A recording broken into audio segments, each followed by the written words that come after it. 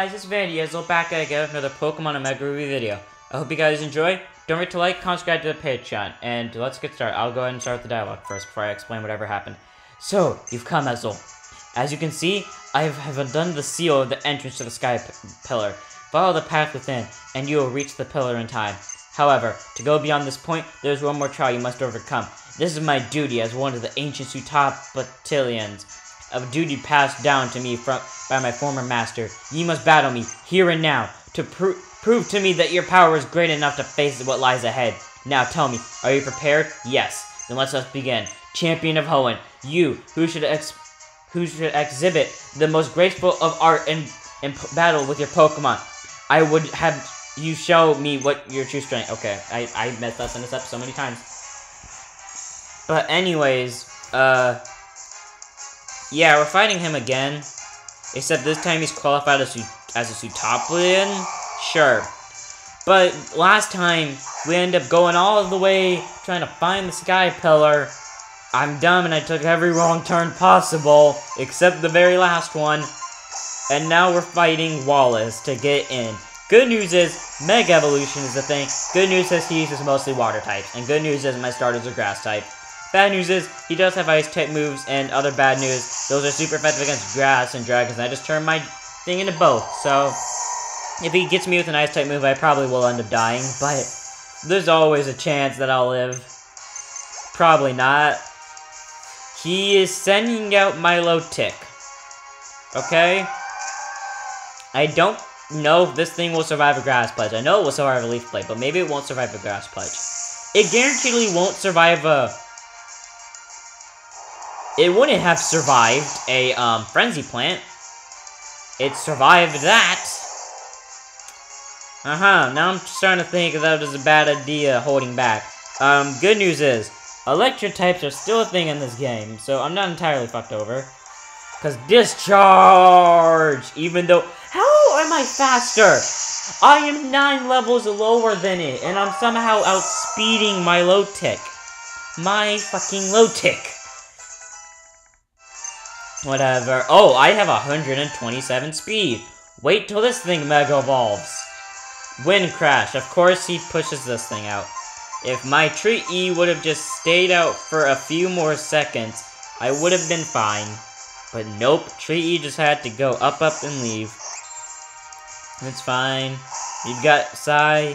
Psy should be decently enough to take this thing on. If at any point I feel like Psy's gonna die, I'm gonna revive Tree E immediately. Or Psy can just easily pretty much take out Wind Crash. We already took out his strongest Pokemon, presumably, which is Milotic.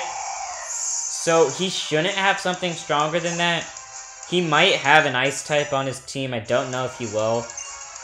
Okay, he sends out Tentacruel, which is part poison. So let's just go ahead and wreck through it with Psy. For the good old fashion of it. Psycho Cut. That thing's dead in one hit. 4 Pokemon out of his 6 down already. He sends out Ludicolo. So, this is a fire... No, this is a grass and water type. No one I have can affect it. This is why bringing a flying type would be decently important to an extent. But I'm too dumb. Of course it uses Fake Out. Steadfast. My speed rose. If you don't know what Steadfast is, it's when you take damage, your speed rises. Or, it's either your speed rises or one of your stats rises. I don't know which one it is. Which one rises? No, what does that do? Now I'm curious. Steadfast. Boost the speed. Okay, every time you flinch, it boosts your speed. That's what it does. Okay. Good to know. So if he were to flinch us again, which he probably wouldn't, and he didn't, we would have gotten slightly faster. And his last Pokemon is a Gyarados. Trike is 4 times effective. If I hit him with any electric type move, I don't know if Trike will kill it immediately. I just know Trike will do a hell load. It's level 55, so I'm 6 levels under it. I don't know if I outspeed it. I do outspeed it. And I kill it in 1 hit, because 4 times super effective is enough to kill a Gyarados. That's what you get for being a giant water snake that goes on land. Psy's learning close combat. Yes, please. F you, Shadow Ball. We don't need this move anymore. I can guarantee you it. Fuck Shadow Ball. We beat Wallace and only lost one Pokemon in the end. To defeat me, a descendant of the ancient Pseutopolis people, and even when I was holding nothing back. Really? You could have gotten a Mega Evolved Pokemon? That would have been better. As I've come to expect from you, Ezel. You are an excellent Pokemon trainer. The Pokemon that you sent out into battle, at times dancing as lightly as an elusive spring breeze, yet striking with the sudden certainty of a lightning from the blue, watching for you command the battle with such ease and grace. Even I might succumb to your charm. Now go forth, find the truth that you seek. As one of the ancient people of Pseutopolis, I cannot intrude upon this holy place. I will return to Pseutopolis for now and try to lay plans in case the worst should come to pass despite all your efforts. And I'm sorry that we always seem to be leaving the fate of the world in your hands. Yet there it lies once again. Good luck to you, young champion. Yes, because the young champion is the best out of all of us. This is a place where you need HMs. A lot. So, also bring potions. Because big spoiler, we are fighting her again. And when I refer to her, you should all know who I'm talking about. But just in case for some reason you don't, I mean, what's her name? Xena. I've wasted my last super potion because I forgot to go buy them, but whatever. We only need hyper potions, max potions, and potions. We'll be good. Sky Pillar, we are going to climb this thing. Definitely not fully in this episode to my knowledge. I'm gonna save just in case my camera / computer glitches / game glitches now. Okay, running through. That was such epic music and we have to fight immediately. Fuck you. I'm gonna shut up through this whole thing because that was epic music. I forgot about this. Okay, just gonna shut up. Or if I'm gonna talk like quieter.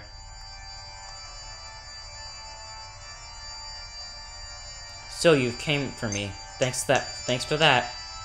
That's really good, Ezel. I really feel it right here. Since you've been a good boy, I think I'll give you something for I've been keeping. Look, the paintings that cover those walls in this tower. See there the history of humanity, of Pokemon, and nature, and of nature itself. These are the tales that have been passed down by my ancestors, the Dragonoids, for thousands of years. And now, I will pass the history and lore to you.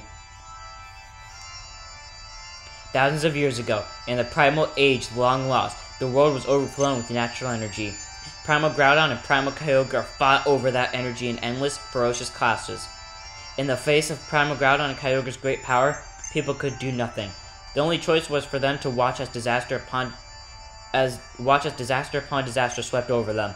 It was in such a time that a great many meteoroids poured from the darkness of space, from a place higher than even the heavens. And the meteoroids fell in their multitude upon a waterfall that had long been home to a tribe of Dragon-type Pokemon users. Okay, that's it. That's the end of the first chapter of my tale. I'll tell you the next part of this story on the next floor.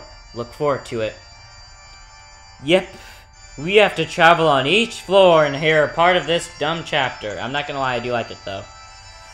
Okay. I don't know where to go per se. There we go. Oh, here you are. Let me continue. It's finally time for chapter 2. Here we go.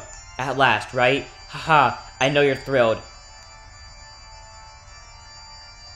The meteors shone with a rainbow brilliance, as if some great life was held within. That was when, as if drawn by the brilliance, a Pokemon that shone in a blazing emerald hue descended from the heavens. That Pokemon was none other than Rayquaza. Rayquaza's power overwhelmed that of 2 primal Pokemon, and peace returned to the world. The people of home revered Rayquaza. 1,000 years after this time, the meteoroids once again fell. A huge meteoroid, far greater than any before, struck the planet, boring deep into the ocean and leaving behind it a crater larger than any other. The land born of this event later became known as Pseutopolis. And that is it. Chapter 2 is over. But we've only just left the starting line. There's a long way yet. Don't fall behind now. Jesus Christ, woman. Just tell us the whole story on one floor and then just accelerate us to the next floor. I really wish random encounters were impossible at this very moment in time, because we're most likely only going to get Ariadoses. So, yeah. No. If we get another one, I'll just cut it out. But whatever. Now our tale reaches the best part. Zootopolis was born from a great meteoroid strike. The great meteoroid was the first of many disasters to befall humanity. When it punched into the planet, the land cracked beneath it, and a great welling of natural energy poured from beneath Hoenn. Thirsting for that power, Primal Kyogre and Primal Groudon once again awoke. The people had a wish, a memory from 1,000 years before. They wished that the legendary Pokemon, clad in emerald light, would appear again. The huge meteorite that lay at the heart of Zootopolis gave out a boundless brilliance. In its brilliance, it resembled a vast and powerful keystone. And once again, Rayquaza descended from whence it came from the heavens. The people fell to their knees before Rayquaza and made a wish for salvation. As they did, a great change came over the legendary Pokemon. It was enveloped in blinding light. As they receded, they behold a Rayquaza beyond all knowledge. A sublime figure, incandescent with overwhelming life force. It was humanity's wish that brought about Rayquaza's transformation in the face of the Rainbow Stone. Yes, a wish, an intangible thing, invisible to the eye. Yet this wish bound people and Pokemon together, embedding the legendary Pokemon to change its appearance. Doesn't it remind you of something? That's right, it sounds like Mega Evolution, doesn't it? Okay, sure. We're gonna go one more chapter into her weird story before I just decide to end it. Going along the weird path, going along the path. There we go. And how did the story end? After being transformed by the wish of people, did Rayquaza save them from disaster? Rayquaza once again confronted Primal Groudon and Primal Kyogre. The golden filaments that sprang from its body covered the sky. As emerald brilliance illuminated the area, a terrible wind rose. The wind and emerald light visibly sapped the power from Primal Groudon and Kyogre. Drained of their primal powers, the two vanished into the depths of land and sea. Rayquaza watched them go, regaining its usual appearance. Then it soared back up into the heavens where it dwelled.